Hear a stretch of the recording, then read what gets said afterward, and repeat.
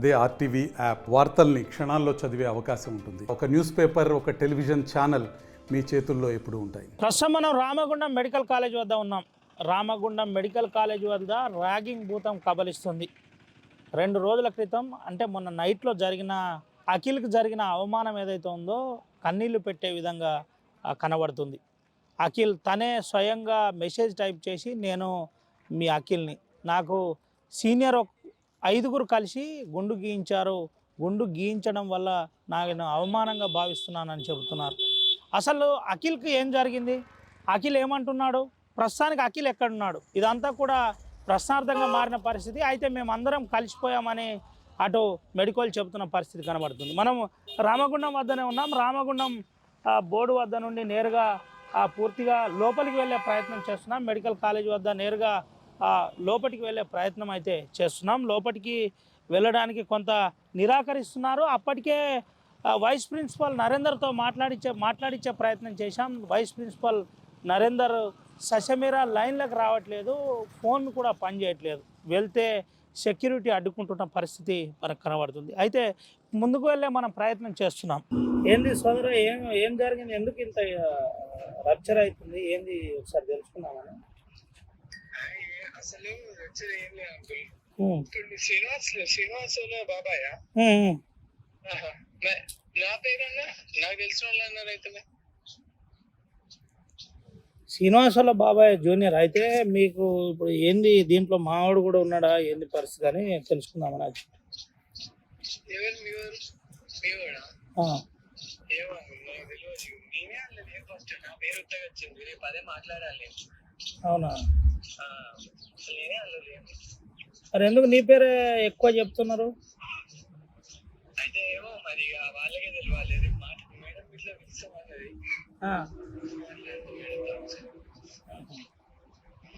నీకేం సంబంధం లేదు, ఈ ర్యాగింగ్లో నువ్వు లేవు. అంటే నేను అనేది ఏంటంటే ఆ గుండు ఆ విషయంలో మాత్రం నేను సంబంధం లేదన్న. ఇప్పుడు ఈ గుండ్లాల్లో ఉన్న వాళ్ళు ఎవరు తమ్మి?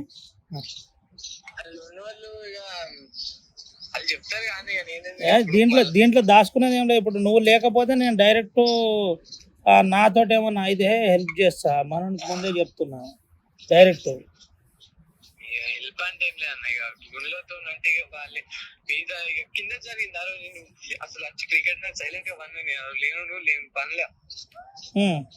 అది విషయం. అసలు మనం ఇన్వాల్వ్ కావాలి అంటే ఇంకెంతమంది ఇంత వేరే వాళ్ళు ఎవరైనా అయినా అంటే తెలియదు నాకు, కానీ పేరు మీదకి వచ్చింది మాత్రం అజయ్, నేను ఇంకా రాజు, సంగీత అట్లా పేరు మీదకి వచ్చినాం. ఇప్పుడు దీంట్లో ప్రధాన సూత్రధారి సంగీతనటగా.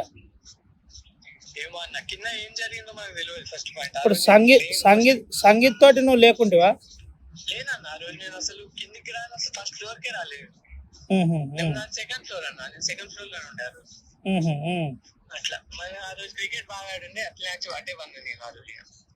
మొత్తం తెల్లారినాకనే నాకు ఇది అంతా తెలిసింది, ఇంత ఈసీలు ఇట్లా ఈసీలు అని. ఇప్పుడు ఈ చేసిన వాళ్ళ దాంట్లో ప్రధానమైన వాళ్ళు ఎవరెవరు నాన్న? ప్రధానం అంటే మనకు తెలియదు అన్న, ఖచ్చితంగా నేను చెప్పలేను, నేను చూడలే, చెప్తే కరెక్ట్ ఉండదు. ఇప్పుడు ప్రచారం అయితే ఉంటది కదా, వీళ్ళకి తెలియాలి, మీ దాంట్లోనే నడుస్తుంది కదా. పేర్లు అయితే ఇలా అన్న. ఇప్పుడు ఏంది మరి కాంప్రమైజ్ అయ్యింది ఆయన ఎట్లా? ఎవరన్నా ఇప్పుడు ఎవరైతే మీరు గుండు గీసిన వ్యక్తి ఉన్నారో అంటే పేరెంట్స్ అయితే కాంప్రమైజ్. నిన్న ఏమన్నారంటే పేరెంట్స్ నిన్న మాట్లాడిపించారు మమ్మల్ని. నిన్న ఏమన్నారంటే ఇంకోసారి ప్రాబ్లం రాకుండా సరిపోద్ది అన్నాడు. ఓకే, ఇంకోసారి మీతో మా అబ్బాయికి ఏ ప్రాబ్లం లేదని మీరు రాసి సైన్ చేయండి బాబు సరిపోద్ది అని చెప్పింది, వెళ్ళిపోయింది వాళ్ళు. అంతే అన్న, జరిగింది అయితే అది నిన్న జరిగింది అయితే. సరే సరే, ఓకే. ఇప్పుడు ఇంటి దగ్గర ఉన్నావా? ఇంటికాడ కలవచ్చా నేను ఇంటికి వచ్చి? కలిసేది కష్టం అన్న. సరే సరే, ఓకే ఓకే, థ్యాంక్ యూ. పూర్తిగా అధికారులతో కూడా మాట్లాడే ప్రయత్నం చేశాం. ఇటు మెడికల్ అందరూ కూడా మేము మాట్లాడుకున్నామని చెబుతున్న పరిస్థితి, కానీ ర్యాగింగ్ భూతం ఇంకా కబలిస్తూనే ఉంది. ఇటు అఖిల్తో పాటు అజయ్తో పాటు ఇంకో 5 ఉన్నారని చెబుతున్నారు. అసలు ఈ కాలేజీలో ఏం జరిగిందో ఒకసారి పూర్తిగా అక్కడికి వెళ్ళి తెలుసుకునే ప్రయత్నం చేద్దాం. ఎందుకు వచ్చారు అని నేరుగా ప్రశ్నిస్తున్నారు. రావడానికి గల కారణాలు ఏంది అంటున్నారు. నేరుగా మనము మెయిన్ బ్లాక్ వైస్ ప్రిన్సిపాల్ నరేందర్తో మాట్లాడే ప్రయత్నం చేస్తున్నాం. కాలేజ్ లోపలికి పోతున్నాం. కాలేజీకి లోపలికి పోతున్న తరుణంలో ఎవరు అడ్డుకుంటున్నారు, ఏమంటున్నారు, ఏమనే ప్రయత్నం చేస్తున్నారు అన్నది ఒకసారి చూపెడదాం. ర్యాగింగ్ భూతం ఇంకా కబలిస్తూనే ఉంది. మళ్ళీ చెబుతున్నాను, ర్యాగింగ్ భూతం ఇంకా కబలిస్తూనే ఉంది. ర్యాగింగ్ ద్వారా చాలామంది ప్రాణాలు కోల్పోయారు. అక్కడ కాకతీయ మెడికల్ కాలేజీలో ప్రీతి, అంతకుముందు ఉస్మానియా గాంధీ లాంటి ఎన్నో ఘటనలు ఇంకా కళ్ళ ముందు కనబడుతూనే ఉన్నాయి. ఇదంతా జరిగినప్పటికీ మళ్ళీ Ramagundam medical college, Singareni medical కాలేజీలో ర్యాగింగ్ భూతం ఏమంటుంది? ర్యాగింగ్ ద్వారా కలిసిపోయాం, కాంప్రమైజ్ అయ్యామని చెప్తున్నప్పటికీ ఎందుకోసమని ఇంకా ర్యాగింగ్ కబలిస్తుందన్న దానిపై ఒకసారి మాట్లాడిద్దాం. పూర్తిగా మనం అడ్డుకునే ప్రయత్నం చేస్తున్నారు, దాడి చేసే ప్రయత్నం చేస్తున్నారు.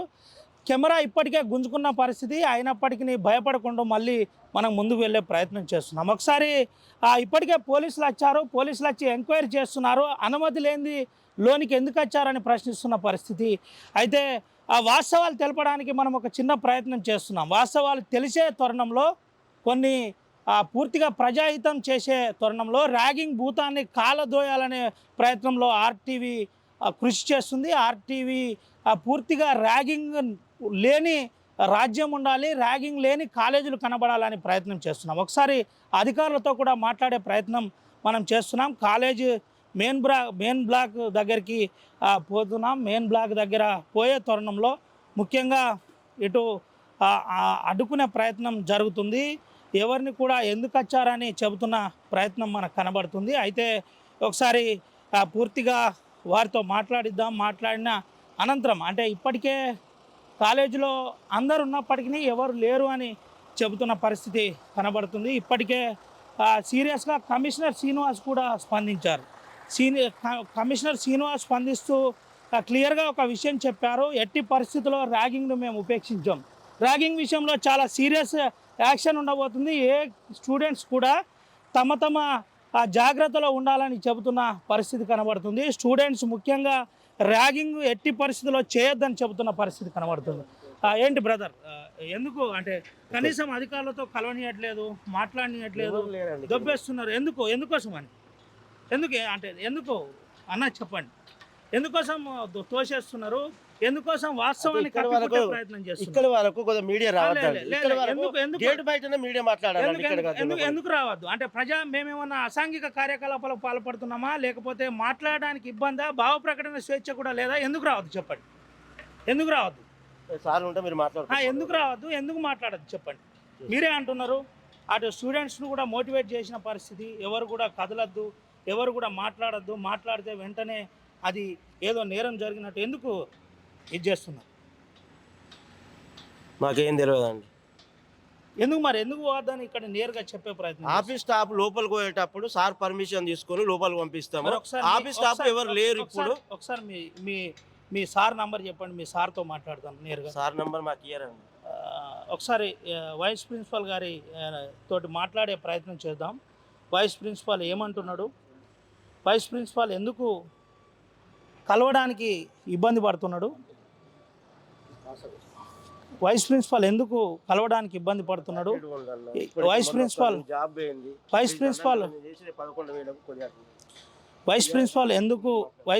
ఎందుకు మాట్లాడడానికి ఇబ్బంది పడుతున్నాడు? వైస్ ప్రిన్సిపాల్ మాట్లాడకపోవడానికి గల కారణం ఏంది ఒకసారి తెలుసుకోబోతున్నాం. ముఖ్యంగా వైస్ ప్రిన్సిపాల్ నరేందర్తో మాట్లాడిద్దాం. నరేందర్ ఇప్పటికే మీడియాని లోనికి రానియద్దు, మీడియా ఎట్టి పరిస్థితుల్లో మీడియాతో మాట్లాడకుండా జాగ్రత్త పడాలి అని సెక్యూరిటీతో పూర్తిగా ఇటు ఇన్స్ట్రక్షన్ ఇచ్చిన పరిస్థితి.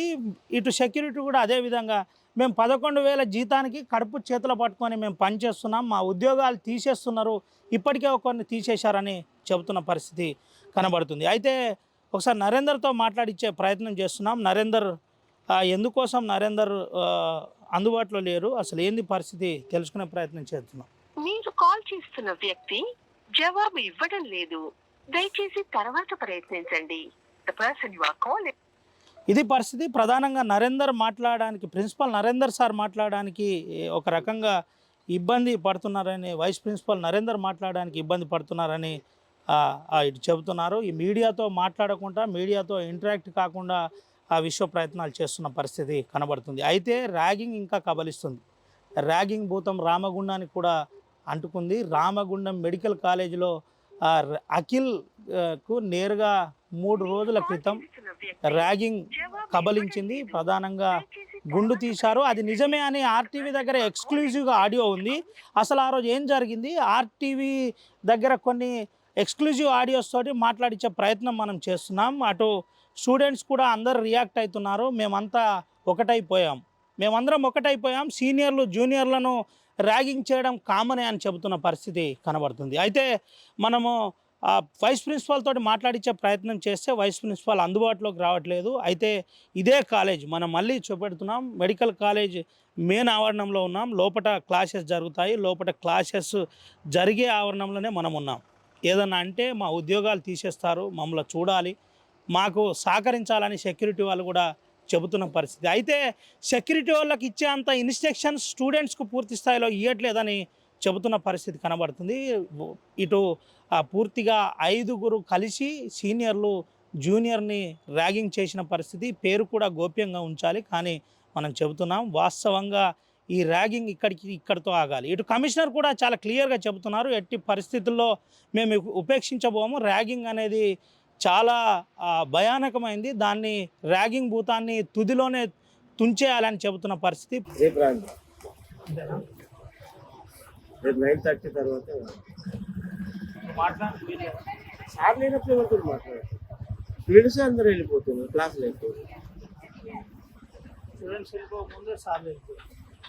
వాళ్ళ పీరియడ్ అయిపోయినాక సార్ 3:30, 4:00, 4:30కి వెళ్ళిపోతాడు.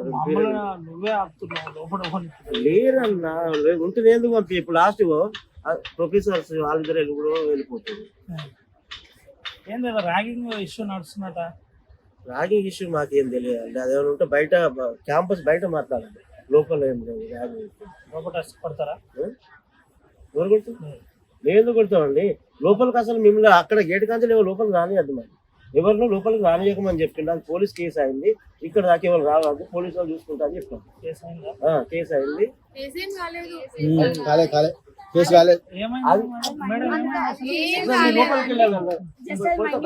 మాట్లాడండి.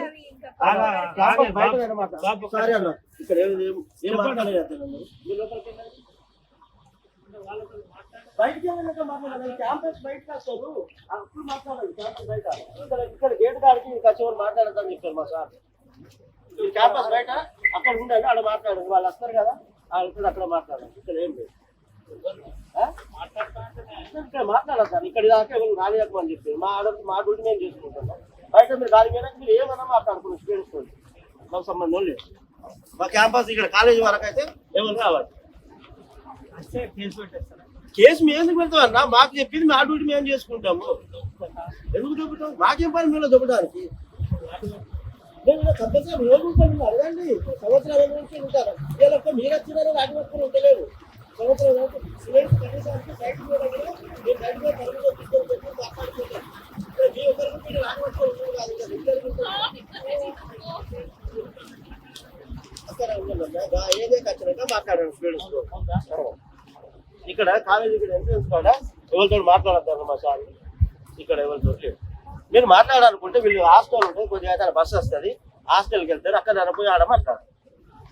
అక్కడ మీరు వాళ్ళ దగ్గర ఏ డీటెయిల్ తీసుకున్నా మాకు సంబంధం ఉంది. ఎందుకంటే కాలేజీ కాడికి మాత్రం ఎవరు రావద్దని చెప్పి మీరు ఎట్లా అనుకోండి. నా డ్యూటీ నేను చేసుకుంటాను, నువ్వు ఎట్లా మాట్లాడు. లేదంటే మీ ఏడి గారన్నా చెప్తున్నారు, అంతే కదా? అవునా కదా? ఇదే రెండు మూడు విషయాలు. ప్రధాన విషయం ఏంటి, పోలీస్ పోలీసులు తీపి కష్టాలు పోతాను.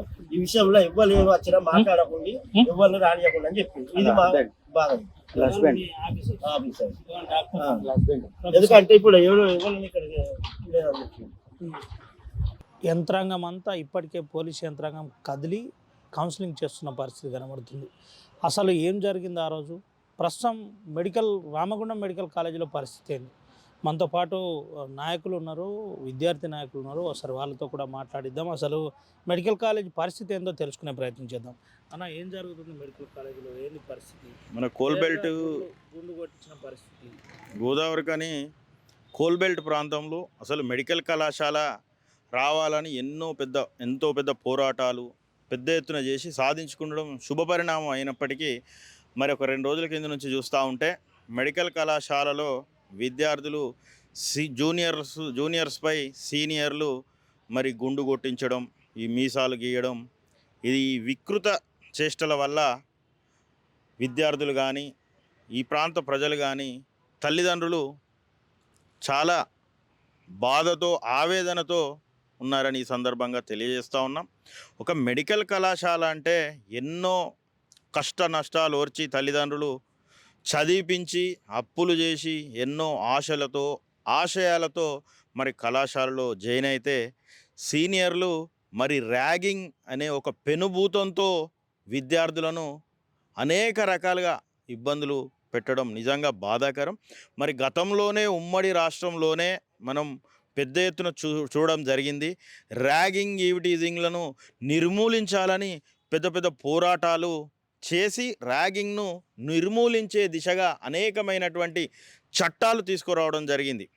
ప్రొహిబిషన్ ఆఫ్ ర్యాగింగ్ యాక్ట్ 2011, అదేవిధంగా 97, 99 దీనికి ఒక ప్రత్యేకమైనటువంటి సెంట్రల్ కమిటీ కూడా రాఘవన్ కమిటీ కూడా ఏర్పాటు చేయడం జరిగింది. ఆ రాఘవన్ కమిటీలో కూడా ర్యాగింగ్లో అనేకమైనటువంటి చట్టాలను తీసుకొస్తేనే పూర్తిగా నిర్మూలన చేయొచ్చనే చర్చ కూడా జరిగినప్పటికీ మనం చూస్తూ ఉన్నాం రోజు టీవీల్లో, మీడియాల్లో, పత్రికల్లో ఎక్కడో ఒక కాడ ర్యాగింగ్ పెనుభూతం పూర్తిగా బయటికి వచ్చి మరి నిర్మూలన అయిందని చూస్తే ఈరోజు గోదావరికని SIMS Singareni institute of medical science medical కళాశాలలో ర్యాగింగ్ పేరుతో మరి ఇక్కడ పురుడు పోసుకుందా అని ఈ సందర్భంగా మేము ప్రశ్నిస్తూ ఉన్నాం. ముఖ్యంగా పిల్లలు చదువుకుంటున్నటువంటి విద్యార్థుల బాగోగులు చూసుకోవాల్సిన బాధ్యత మెడికల్ కళాశాల ప్రిన్సిపల్ పైన ఉంది.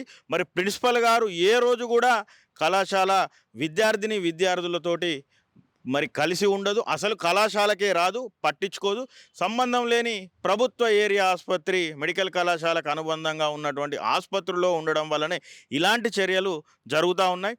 దీనికి పూర్తి బాధ్యత కూడా మెడికల్ కళాశాల ప్రిన్సిపల్ పైనే ఉంది. ఆవిడను ఇక్కడి నుంచి బదిలీ చేస్తేనే మరి కళాశాల ఒక దారిలోకి వస్తుందని ఈ సందర్భంగా తెలియజేస్తా ఉన్నాను. ప్రధానంగా ఒక విషయం చెప్పండి అన్న, ఎప్పుడన్నా ఈ మెడికల్ కాలేజీలో ఇటువంటి పరిస్థితి ఉండేనా? ఈ ర్యాగింగ్ అనేది నిన్ననే స్టార్ట్ అయింది. అసలు కళాశాల వచ్చిన సంతోషంతో ఉన్నారు, ఇతర ప్రాంతాల నుంచి పిల్లలు వచ్చిండ్రు, చదువుకుంటుండ్రు. ర్యాగింగ్ అనేది మాత్రం మరి కళాశాల ప్రారంభం అయినప్పటి నుంచి ఏదీ లేదు. మరి ఇప్పుడే ఇది జరగడం మాత్రం నిజంగా బాధాకరం. బంగారు భవిష్యత్తు ఉన్నటువంటి విద్యార్థులు ఇలాంటివి పూనుకొని మరి వారి జీవితాన్ని అంధకారంలోకి పోకుండా చూసుకోవాల్సిన బాధ్యత కూడా విద్యార్థుల పైన ఉంది. ఈరోజు వెళ్ళి చూస్తే కళాశాలలో ఎవరు లేరు, వైస్ ప్రిన్సిపల్ కానీ డిఎం కానీ ఎవరు కనబడిన పరిస్థితి. ఇప్పుడు 2 రోజుల నుంచి మనకు మీడియా పరంగా, పత్రికా పరంగా మరి పెద్ద ఎత్తున ప్రచారం జరుగుతూ ఉంది. గోదావరికని మెడికల్ కళాశాలలో ర్యాగింగ్ అని. ఇప్పటి వరకు కూడా ప్రిన్సిపల్ గారు అంటే నీకు బాధ్యత లేదా అని మేము ఈ సందర్భంగా ప్రశ్నిస్తూ ఉన్నాం ప్రిన్సిపల్ గారిని. ఇప్పటి వరకు రాష్ట్రం మొత్తం సంచలనంగా మారినటువంటి అటు అసెంబ్లీలో కానివ్వండి, అటు అసెంబ్లీ కౌన్సిల్కి సంబంధించినటువంటి గౌరవనీయులు మాజీ ముఖ్యమంత్రి కవిత గారు కూడా మరి దీన్ని లేవనెత్తడం జరిగింది. అయినప్పటికీ కూడా ఇక్కడున్నటువంటి మెడికల్ కళాశాల ప్రిన్సిపల్ గారికి మరి ఏమాత్రం కూడా ఆమె స్పందించకపోవడం నిజంగా బాధాకరం. అసలు ఏంటి అంటే మీకు ప్రస్తుతం ఏం చెప్పబోతున్నారు ఒక విద్యార్థి నాయకునిగా, ఒక నాయకునిగా ఈ మెడికల్ కాలేజ్ ర్యాగింగ్ గురించి మీద మీ అభిప్రాయం ఏంది? మీరు ఏం చెప్పబోతున్నారు? మీ సందేశం ఏంటి? మెడికల్ కళాశాలలో చేరినటువంటి విద్యార్థులు మీరు అనుకున్న కలలను నిజం చేసుకోవాలి. మీ తల్లిదండ్రులు మీ మీద పెట్టినటువంటి నమ్మకాన్ని నిలబెట్టుకోవాలి తప్ప ఇలాంటి ర్యాగింగ్ పేరుతోటి వికృత చేష్టలకు పాల్పడి మీ జీవితాన్ని నాశనం చేసుకోవద్దు. ఇలాంటి పునరావృతం కావద్దు. కొంతమంది ఇప్పుడు కేవలం వెంట్రుకలు, గుండు, మీసాలు తీసిరు, కానీ కొన్ని సందర్భాల్లో ఆ విద్యార్థులు ఏదైనా ప్రాణ నష్టం జరిగితే దానికి బాధ్యత ఎవరు అని ఈ సందర్భంగా మేము ప్రిన్సిపల్ గారిని ప్రశ్నిస్తూ ఉన్నాం. ఇలాంటి పునరావృతం కావద్దు. ఈ ర్యాగింగ్కు పాల్పడినటువంటి పిల్లలను కూడా శిక్షించవలసిన అవసరం ఉన్నప్పటికీ మీ బంగారు భవిష్యత్తును మాత్రం ఖరాబ్ చేసుకోవద్దని ఈ సందర్భంగా మేము తెలియజేస్తా ఉన్నాం. మేము కాంప్రమైజ్ అయిపోయినాం, కలిసిపోయినాం, ఇక ముందు ఇట్లా జరగదు, దీన్ని అనవసరంగా మీరు రాద్ధాంతం చేస్తున్నారని అటు విద్యార్థులే స్వయంగా చెబుతున్నారు. ఇది మీడియాలో రావద్దని కూడా చెబుతున్న పరిస్థితి. ఎట్లా చూడొచ్చు అసలు? వాస్తవానికి మరి వాళ్ళు కాంప్రమైజ్ అయినరు అన్న విషయం కూడా మరి మా దృష్టికి రాలేదు. ఈరోజు పత్రికలలో మీడియాలో కూడా చూడడం జరిగింది. ఇప్పటికి కూడా అన్నిట్లో ట్రోల్ అవుతూ ఉన్నది. అందుకే ఇలాంటి ర్యాగింగ్ అనేది పాల్పడవద్దనే ఈ సందర్భంగా తెలియజేస్తూ ఉన్నాం తప్ప మరి వాళ్ళ భవిష్యత్తునే వారు అంధకారంలోకి నెట్టుకునే పరిస్థితి ఉంటుందని ఈ సందర్భంగా తెలియజేస్తూ ఉన్నాం. చెప్తాం, ఎట్లా చూడొచ్చు ఏంటి ప్రస్తుతం మెడికల్ కాలేజ్ పరిస్థితి? మెడికల్ కాలేజ్ పరిస్థితి చాలా దారుణంగా తయారైంది. తెలంగాణ రాష్ట్రం మొత్తం ఇవాళ గోదావరికని రామగుండం ప్రాంతంలో ఉన్న మెడికల్ కాలేజ్ వైపే చూస్తూ ఉన్నది. ఈరోజు విద్యార్థులు వారి జీవితాన్ని వారే నాశనం చేసుకోవడం జరిగింది. ఎందుకంటే ఇంతవరకు తెలంగాణ రాష్ట్రంలో మెడికల్ కాలేజ్ రామగుండంలో వచ్చిన కాడ నుంచి ఇంతవరకు ఏ ర్యాగింగ్ అనేది మనం చూడలేదు. మొన్న సోమవారం రాత్రి నుంచి విద్యార్థులు ఆందోళనకు గురవుతూ ఉన్నారు. సీనియర్లు జూనియర్లపై ర్యాగింగ్ చేసుకుంటూ వారికి గుండు కొట్టించి మీసాలు గీస్తూ వాళ్ళను కొన్నిసార్లు బట్టలు విప్పి తిరిగిపించే ప్రయత్నం కూడా చేస్తూ ఉన్నారు అని మా దృష్టికి రావడం జరిగింది.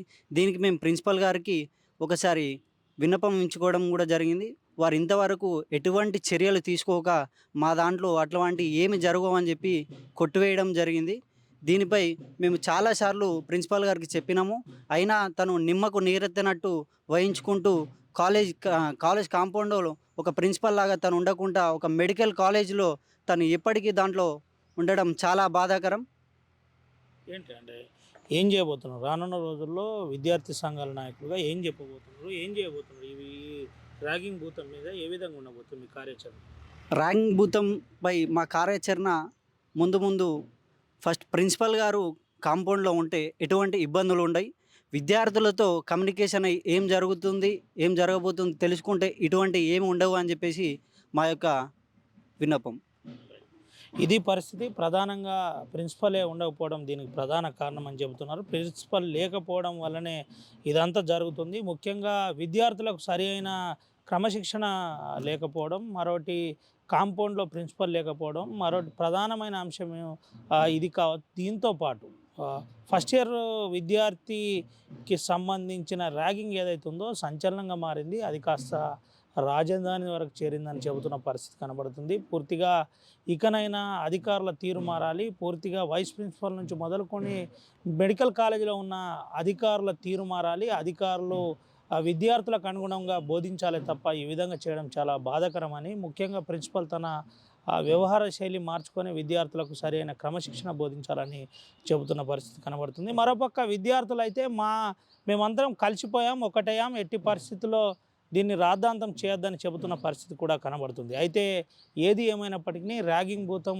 కబలిస్తుంది, కదిలిస్తుంది, కాటేస్తుంది, చంపేస్తుంది. కాబట్టి ఇలాంటిది లేకుండా ఇది గుండుతోనే మీసాలతోటే సరిపడింది. ఇది కాస్త ముందుకు పోతే ప్రాణాపాయమే ఉంటుంది. అందరు జాగ్రత్త ఉండాలని ప్రజా సంఘాల నాయకులు, విద్యార్థి సంఘాలు చెబుతున్న పరిస్థితి కనబడుతుంది. సుమంతో రవినాయక్, RTV, ఆదిలాబాద్ నుండి. మరిన్ని వీడియోస్ కోసం ఛానల్ ని సబ్స్క్రైబ్ చేయండి. లేటెస్ట్ అప్డేట్స్ కోసం వాట్సాప్ ఛానల్ ని ఫాలో చేయండి.